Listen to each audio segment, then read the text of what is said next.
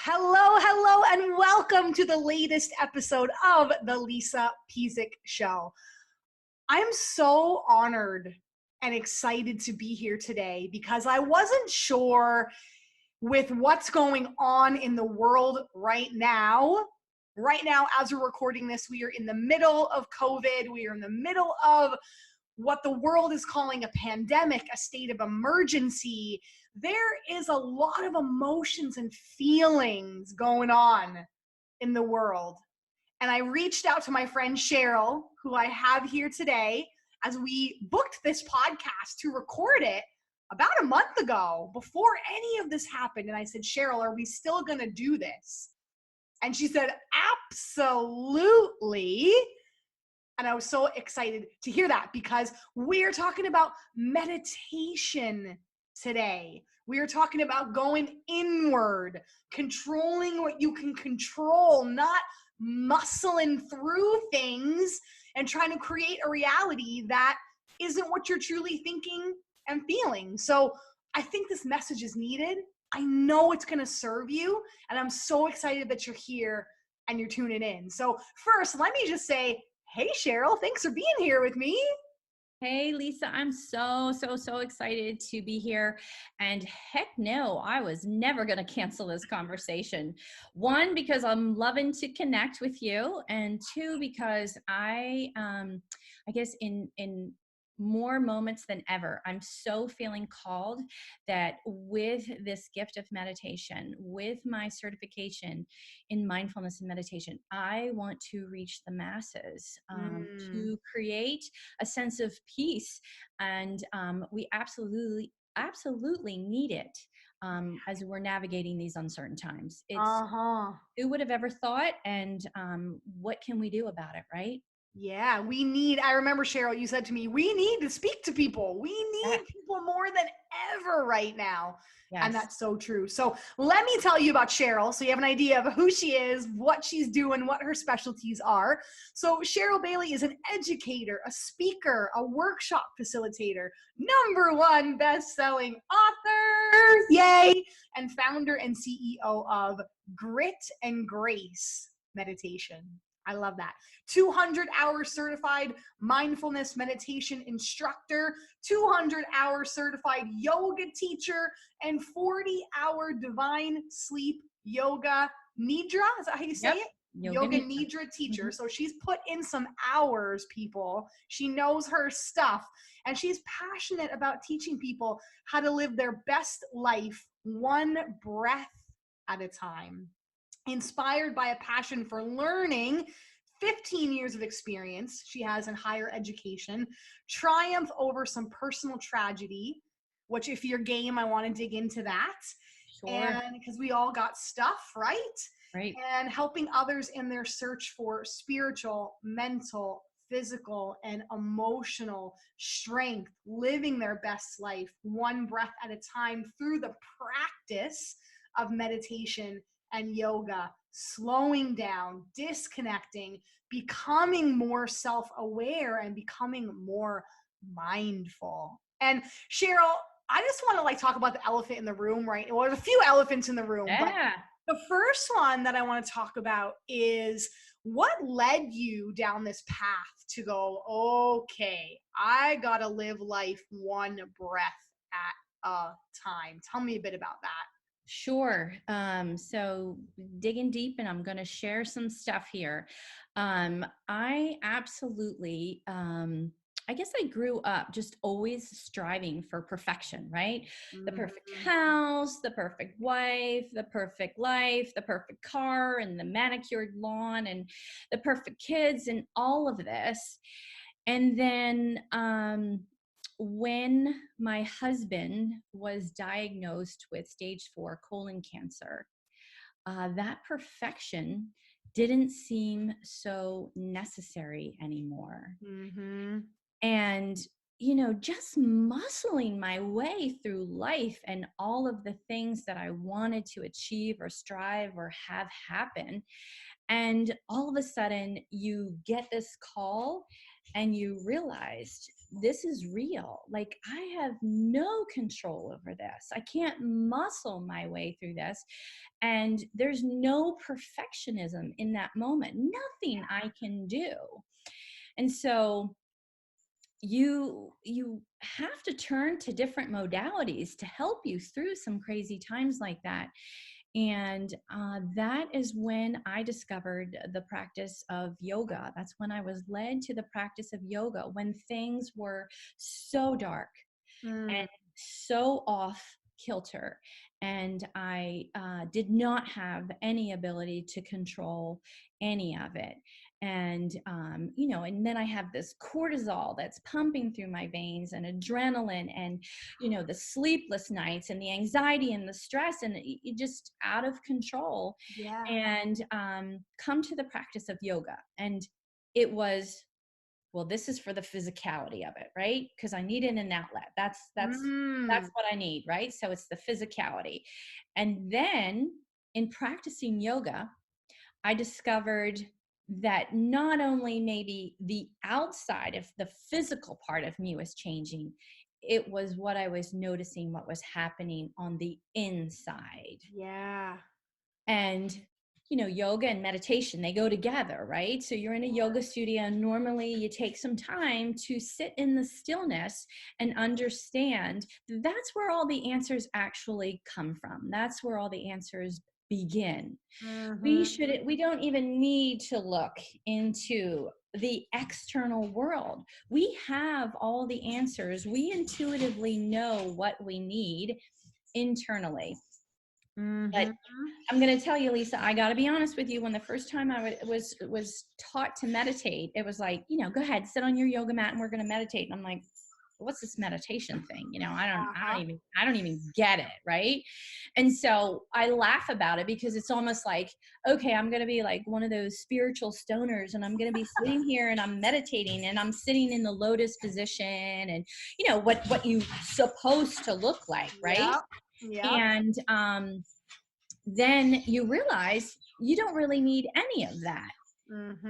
And because meditation is just the practice of sitting in stillness, and what it does for our body internally, as well as changing the structure of our brain, what it does to our brain. The scientific research fully supports it now. So it's really the practice of meditation has been around for years and years. And now we in the Western culture have started to adopt it. And how beautiful is that? Because you don't have to sit in a certain form or be a certain religion or be a certain type of person.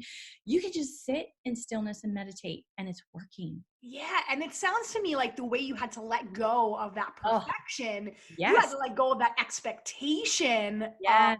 being the perfect meditator or Yep. doing this perfectly.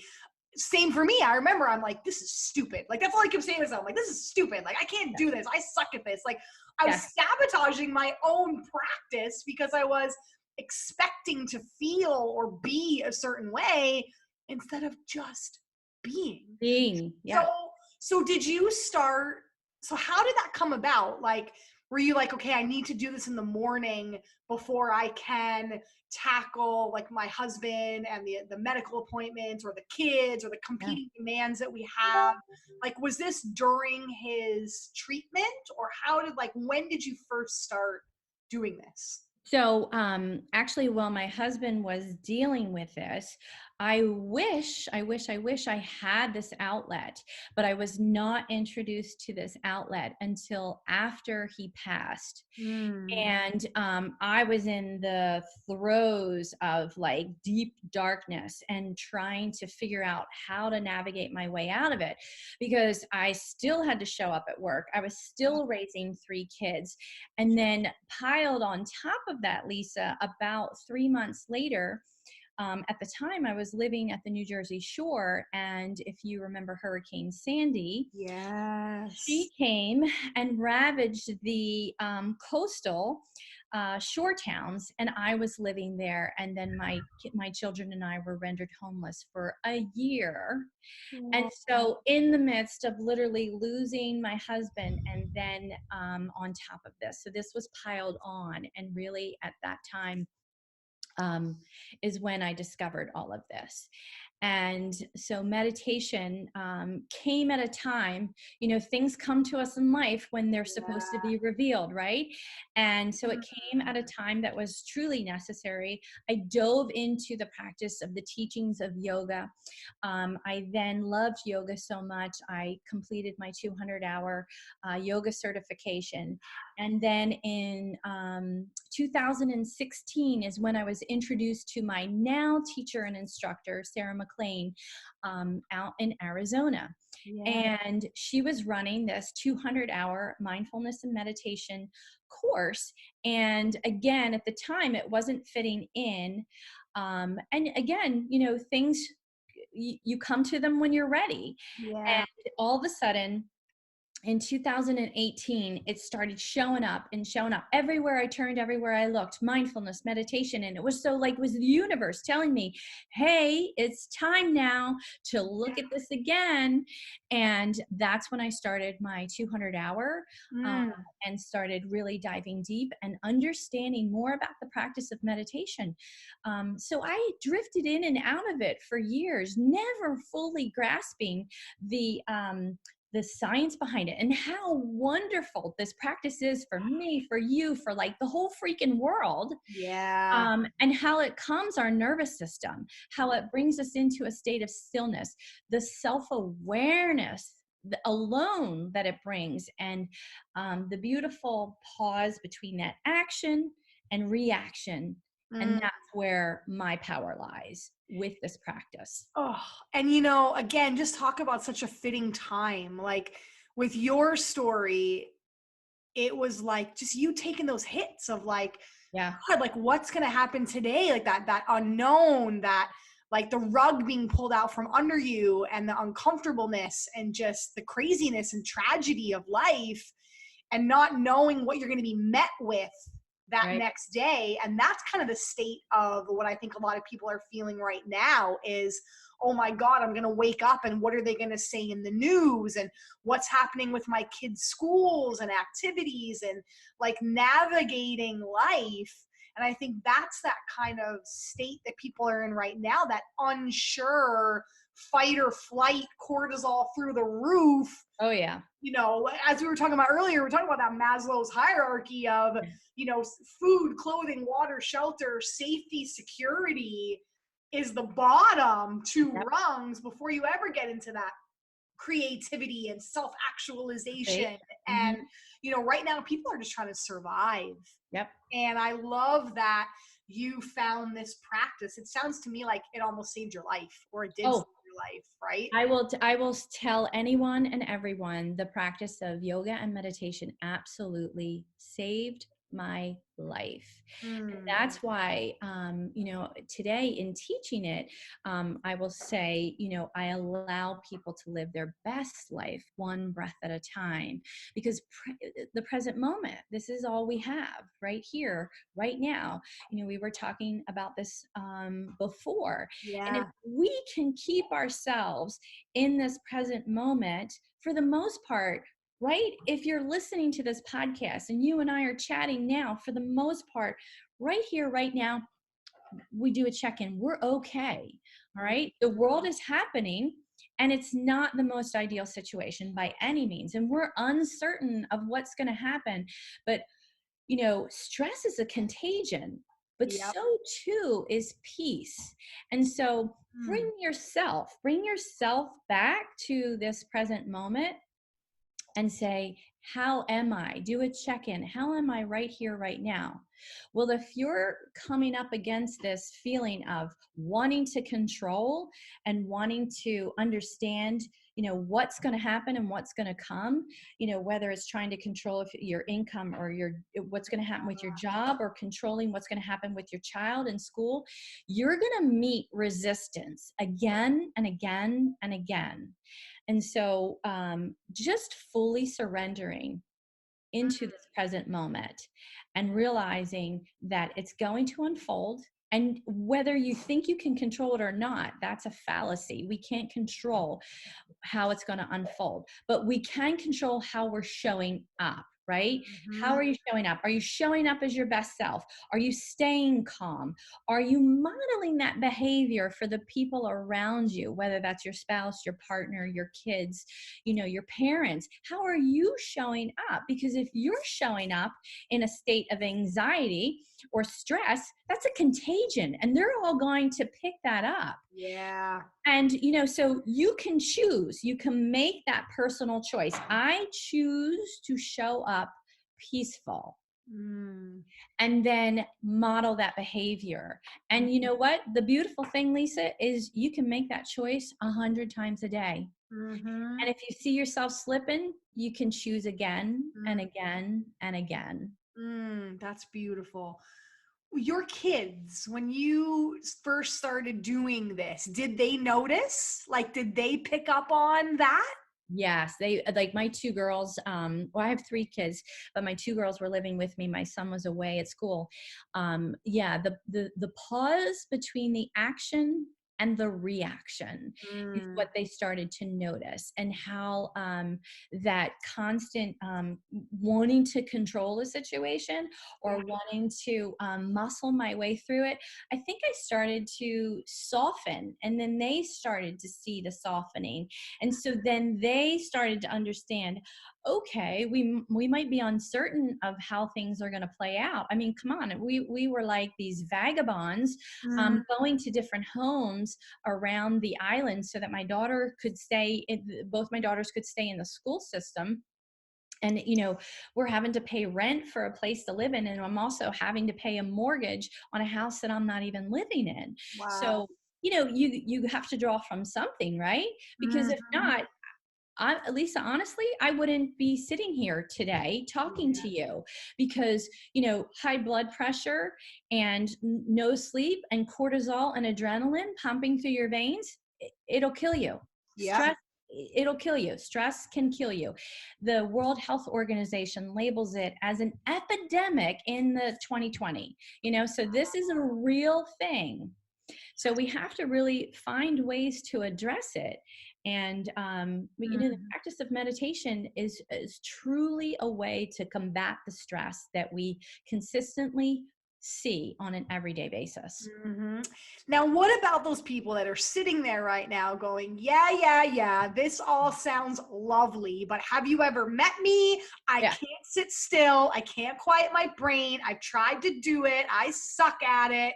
Yeah. What do we tell those people that just feel like it's not gonna work? Like, as we've already identified, it works for everybody, but they Yep. are convinced they Yes. cannot meditate. It's not for them. What do we Yeah. tell those? What's one little action step, or what do we tell those people to do?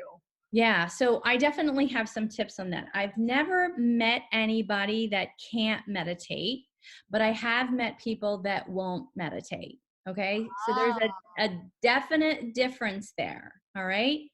So I've never met anybody who can't, but I have met people who won't. Mm. So the number one thing, just like you said, is they'll come to me and they'll say, Cheryl, I suck at meditation. And I'm like, okay, let's like dig through that. Let's talk about why you feel that way. And they're like, well, I can't stop my thoughts. And I'm like, okay, so right here, right now, I'm here to tell y'all, I'm letting you off the hook. Okay.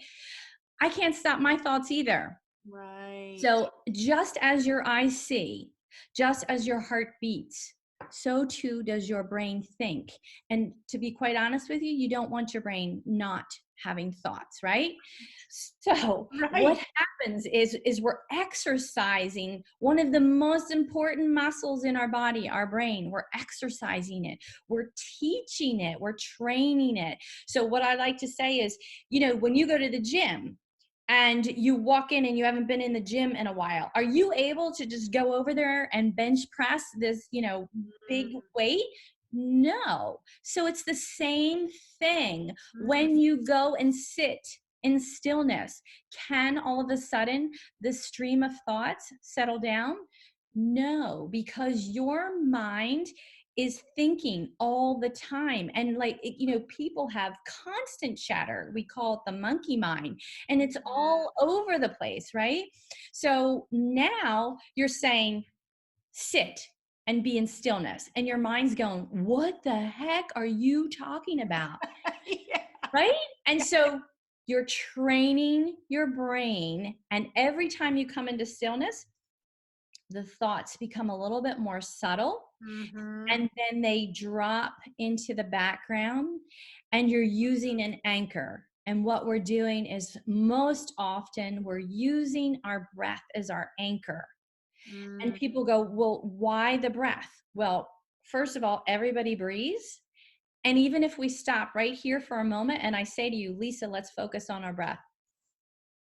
I've just brought you into the present moment. Yeah. I just brought you into a state of awareness. You have a focal point, and now you're focusing on it. And so when that happens, when you're sitting and meditating and you get those stream of thoughts, the moment that you realize, oh, wait, I'm supposed to be meditating, you go back to the breath. And then another thought, you go back to the breath. That's a moment of awareness. And that's where the win lies, because you've trained your brain. Nope, let's let these thoughts float by like they're floating on a cloud. I'm going to come to them at another time. But right now, I'm sitting here and I'm focusing on my breath. And then people don't understand why there's so many benefits behind all of this. This is not just you sitting in meditation looking good or not looking good. What it does for our brains is absolutely amazing stuff, and there's thousands of scientific research studies around it. Yeah, it's incredible. It is incredible. I took this course recently about trauma because I was applying to speak at, I wanted to do something around storytelling, but it was actually a medical conference around healing trauma. Ugh. And I was like, okay, I need to dig if I'm going to get selected for this, I need to get a little bit more immersed in some trauma stuff.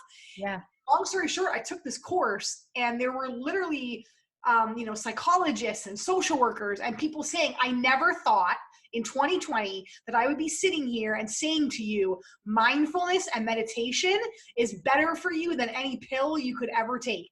Oh, hallelujah. You said right? That. I will say, I'm not a doctor by any means, Lisa, but I will say I want to meditate, not medicate. Yeah. I mean, because it can change you. Yes. Now again, warning, it's not a one size fit all for everyone. We're not giving any clinical advice. We're not saying come off your medications. Not at all. Yeah. And then it was talking about epigenetics. Oh, yes. Which is rewiring the genes in your body. That old school thought of I was born with these genes. Yeah. These are the genes that I pass on to my children. And they're saying mindfulness and meditation not only changes your genes, but if you're going to have kids, it changes their genes. And you can break any kind of lineage or trauma or any of that. I mean, to me, I was like, ooh, goosebumps. Like, we have the power. Yes. It's right back to what you were saying about, surrender, but know that in stillness, all those answers come to you. You have the power. You are all knowing. You already know. Yes, absolutely. You're able to access it. And that comes in the stillness that a lot of people just don't want to go to, or they've convinced themselves they suck at it and they'll never get there. But I love how you related that to, it's almost like a spiritual workout. Like, I love how you related it to like a workout, right? Yep. Yes. Yeah, you're like, you're not gonna, or like anything, you want to run a marathon, you're not gonna be able to go from sitting on the couch to running a marathon tomorrow. Right. You gotta work your way to run those miles. It's the same thing with time. And I know I experienced that. I could sit 30 seconds probably when I started. And then for a while, I got up to about 5 minutes. And then I found the monkey brain after 5 minutes.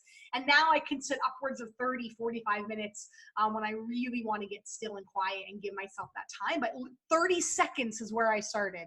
Like 30 seconds. I was like, I'm done. Forget it. right? And that's okay. That's what I would tell a newbie, a beginner.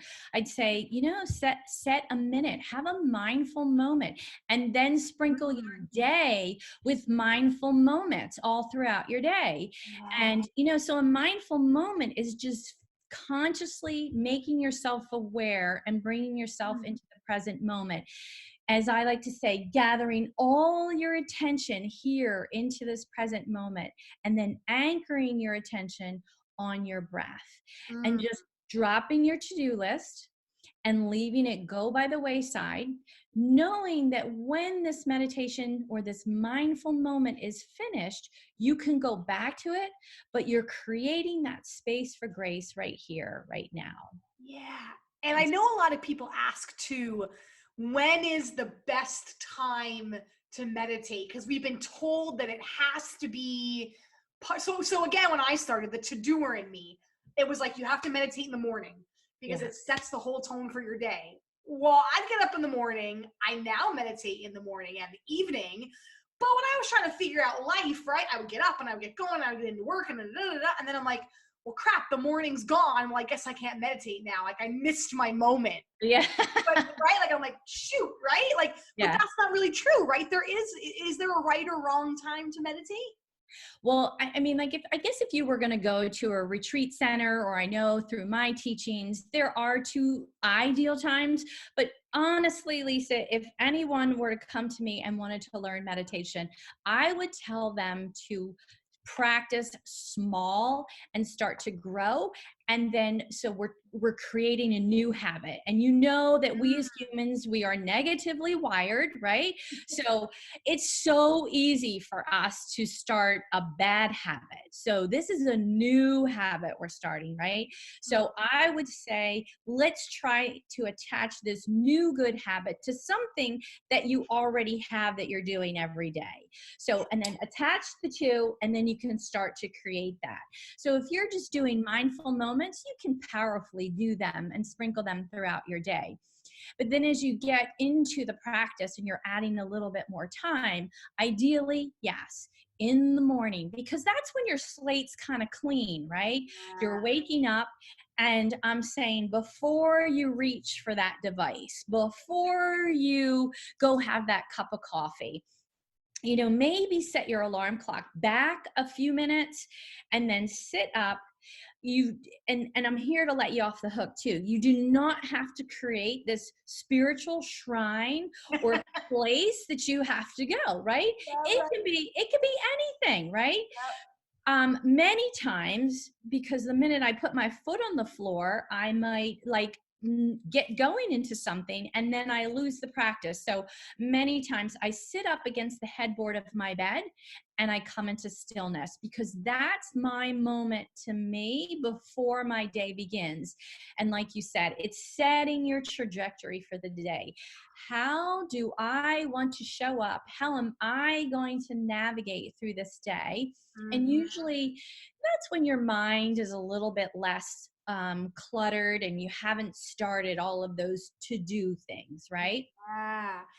And there's different types of meditation. Like, I know I still like a guided meditation. I like someone talking to me, walking me through breaths, telling me the body scan, like feeling the coolness and the warmth of a breath. Like, I find I can go longer when I have someone guiding me, as opposed to just sitting up and sitting in silence. So is there one that's better than the other, or it's literally just whatever works for you, you work it and you do? Yeah, I would absolutely say, you know what, try what's out there. And my philosophy is, take what resonates and leave the rest. So there is so many meditations out there. There's a worldwide app that's free. It's called Insight Timer. You can hop on there and you can get pretty much any type of meditation whatsoever. A lot of times when you're starting off and you're new, it might be a breath awareness or a body scan. breath because you want to find your breath first. You want to notice where it is. You want to notice it coming in and out of your nose. You want to close your mouth because you want to activate the parasympathetic, and that's through the nose. And then you want to, you're going to start with that. And then a body scan is one of my all-time favorites too. And the reason why I say that is because we navigate our daily lives and we carry so much stress in our body and we don't even know that we're doing it, right? So we could walk through our daily day and we could clench our jaw. And at the end of the day, you might notice, gosh, why is my jaw hurting me? Ooh, we carry so much right in our jaw. We walk around with our shoulders up at our ears, Yes. pull them away from your ears and relax them down your spine. Your belly might be tight and your hands might be tight and your glutes and so on. And so a body scan will either start at the top of your head or the tips of your toes and scan your whole body and draw your attention to each and every part of the body without moving it. You're just mindfully guiding through the body and softening and releasing. And that is a beautiful way to just go, oh, and then at the end, you're like feeling like, a marshmallow. And you're like, wow, that felt so good. And then there's like gratitude meditations meant to cultivate gratitude. There's loving kindness, sending loving kindness to yourself. Yeah, that was one they talked about in the trauma. They're so good. Yeah, if you've had any kind of trauma in your life, do a loving kindness meditation. Yes. And I actually did that. There's a loving kindness meditation for kids. Oh, yeah. And I actually did that with our little guy, Oliver. He did something, he broke a dish by accident, but it was like this thing. Anyway, long story short, instead of like giving him a timeout, or like, he felt so bad. Right. And I was like, you know what, buddy? You're going to sit and do a loving kindness meditation instead of going out like for a timeout on the stairs, because I want you to forgive yourself. I want you to, like, in my brain, I'm like, I just want him to know that like accidents happen and we make mistakes and nobody got hurt and it's all good. But the loving kindness was such a beautiful meditation. It is. Kids, and just, I was really drawn to that too. Like, I loved that. Yeah. It's one of my favorite too, Lisa. I actually have my own loving kindness on Insight Timer.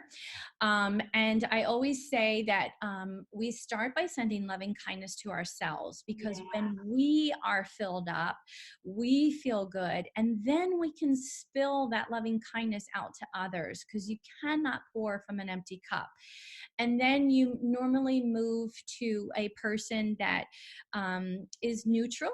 And then you move to a loved one, and then you move to a difficult person, which when I first started practicing, heck no, Lisa, I was like, I don't want to send loving kindness to a difficult person. Me too. I know, right? But then I started to understand the science behind that, right?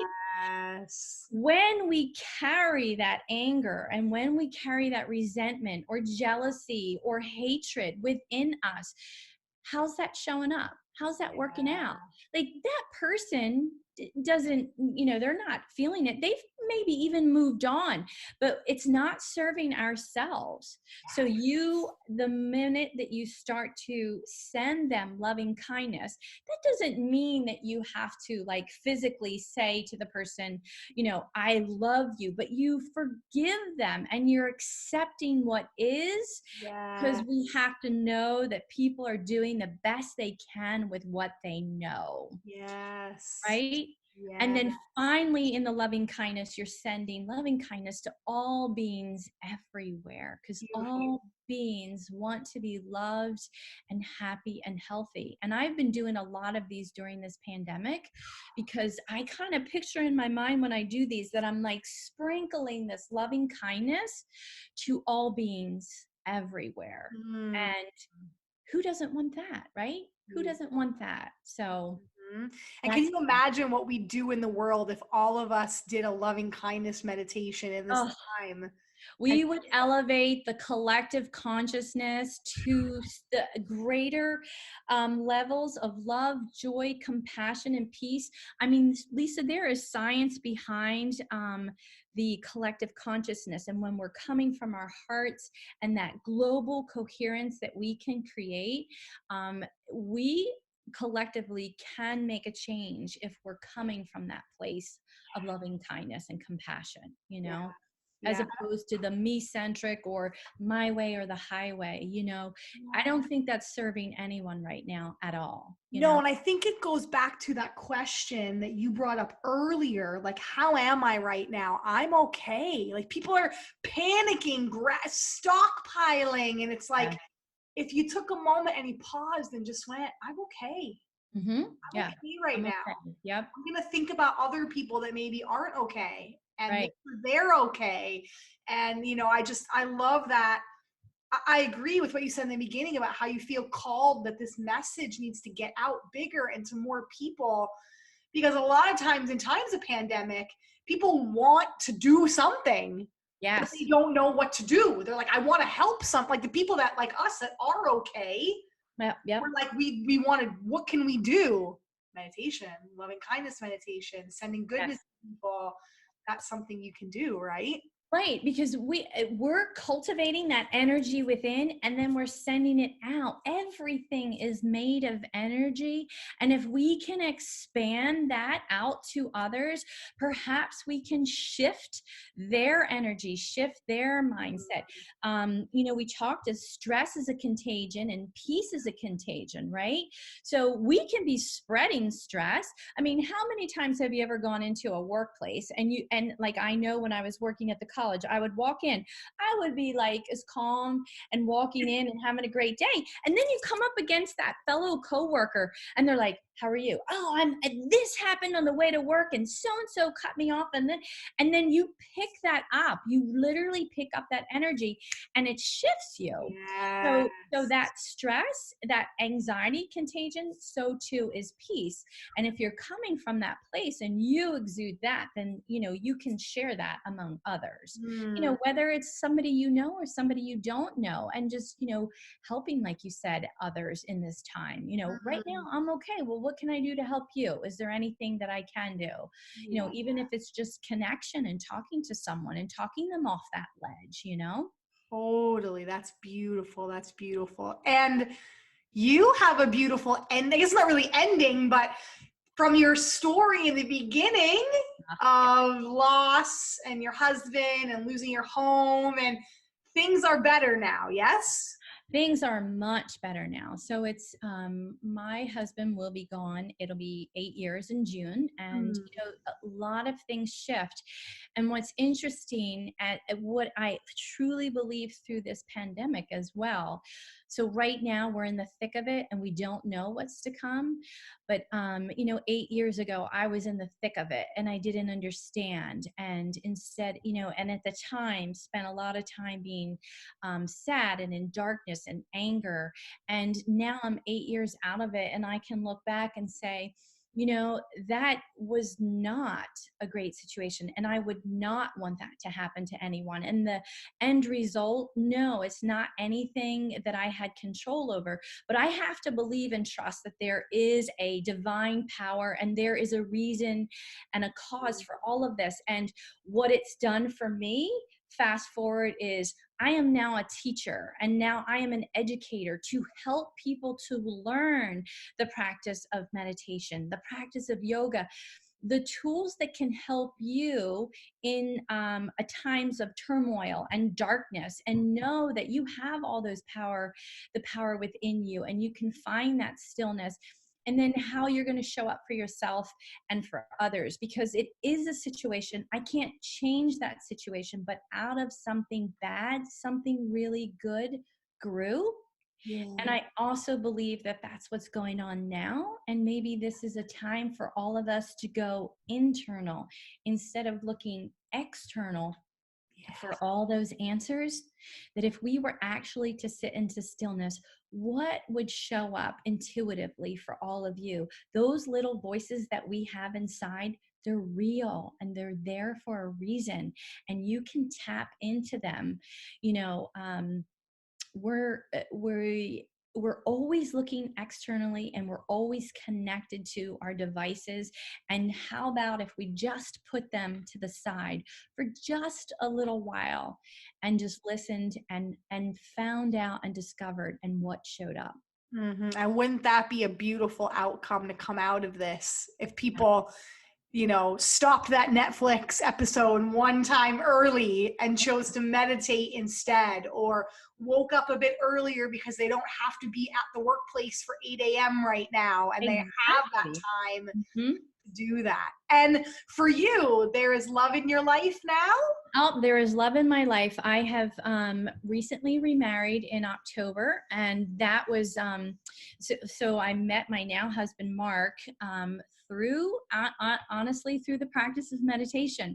So my teacher who taught me, my mindfulness and meditation instructor, my 200 hours, he was going to her meditation studio and sitting and meditating, and he was like, "Wow, you look like this woman that I know, and you two should meet." And the universe totally conspired, and we have known each other for many years, but it's a tricky situation because he was living in Arizona and I was living in New Jersey, and geographically undesirable there, and so just the practice of meditation and surrendering into, instead of trying to control, just fully surrendering and understanding that there is like this will at work, this higher power at work, and it led us to each other and a healthy relationship. And then this past October, we decided to elope and we got married in Arizona. And it's a beautiful, energetic place. And that all really came as a result of just really like sitting in meditation and little whisperings that came up and just saying, you know what, it's okay. It's okay. And so the beauty unfolds within the practice, and the self-awareness unfolds within the practice. And I like to say that when you're meditating, you're not meditating to get good at meditation, because there is no ultimate meditation. You're meditating to get good at life, to navigate those tumultuous times, to navigate those trying times, and to understand that there is peace and stillness within. What a beautiful, I'm sad we have to end this podcast. So what a beautiful conclusion and final thought. How can people best get in touch with you if they want to learn how to do this, to do life better, as you just described, through using meditation as that tool or yoga as that tool? What's the best way to get in touch with you? So you can find me on, I have a website, www.gritandgracemeditation.com. I'm on social media. You can find me on Facebook, Grit and Grace Meditation. Instagram, Grit and Grace Meditation. You can also find me, Cheryl Bailey, on Facebook. Just reach out, send me a DM, set up a discovery call through my website. Absolutely would love to connect with anyone who's interested in learning the practice. Or if you are practicing and you think you're doing it wrong, I can, work it through with you. We can talk about it and we can guide you through. And if you want to take your practice to the next level, I'm here to support you in doing that. Absolutely. I love that. So don't worry if you're driving or putting away laundry or hands are full. I will make sure to put all of Cheryl's information in the show notes so you have it there forever and ever and ever. And this is one of those podcasts that I would encourage you to go back to. As we said, we can't muscle through it. We can't control what's going to happen, but we can absolutely control how we react to it. We can absolutely control whether we're spreading peace or spreading stress or spreading joy, or what we're choosing to meet the world with. And I love this thought of one breath. We hear one step at a time. Yes. Love that one breath at a time. That's such a beautiful, beautiful thing to focus on. So Cheryl, thank you for being here with me. Thanks for having me. I've so enjoyed this conversation, Lisa. Just super inspiring. Thank you. Thank you. And to our listeners, thank you for being here with us. We appreciate you taking the time to focus on you right now. Whatever's going on in your life, you have this podcast to come back to get grounded. You've got Cheryl, you've got myself, you've got people that you can still stay connected to in this time. Know that you are never alone. The tools, the people, the things are there for you, and we are wishing you the absolute best in this time. Thank you for tuning in to the Lisa Pezik Show, and we'll see you again next time.